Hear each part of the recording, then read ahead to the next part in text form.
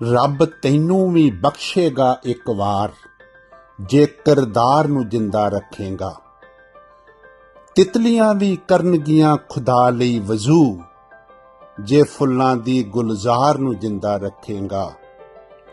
ਇਹ ਸਮਝ ਪਾਣੀ ਵਿੱਚ ਮਧਾਣੀ ਏ, ਜੇ ਤਕਰਾਰ ਨੂੰ ਜਿੰਦਾ ਰੱਖੇਗਾ। ਆਪਣੇ ਆਪ ਨੂੰ ਫਿਰ ਹੀ ਜਿੱਤੇਗਾ, ਜੇ ਹਾਰ ਨੂੰ ਜਿੰਦਾ ਰੱਖੇਗਾ। ਨਫ਼ਰਤ ਵੀ ਮਰ ਜਾਵੇਗੀ ਫਿਰ, ਜੇ ਪਿਆਰ ਨੂੰ ਜਿੰਦਾ ਰੱਖੇਗਾ। ਬਣ ਜਾਵੇਗਾ ਆਪਣੇ ਮਨ ਦਾ ਰਾਜਾ, ਜੇ ਸੱਚੇ ਵਿਚਾਰ ਨੂੰ ਜਿੰਦਾ ਰੱਖੇਗਾ। ਗੁਰਨਾਮ ਇਬਾਦਤ ਵੀ ਬਣ ਜਾਵੇਗੀ ਸ਼ਹਾਦਤ, ਗੁਰਨਾਮ ਇਬਾਦਤ ਵੀ ਬਣ ਜਾਵੇਗੀ ਸ਼ਹਾਦਤ, ਜੇ ਰੱਬੀ ਇਤਬਾਰ ਨੂੰ ਜਿੰਦਾ ਰੱਖੇਗਾ, ਜੇ ਰੱਬੀ ਇਤਬਾਰ ਨੂੰ ਜਿੰਦਾ ਰੱਖੇਗਾ।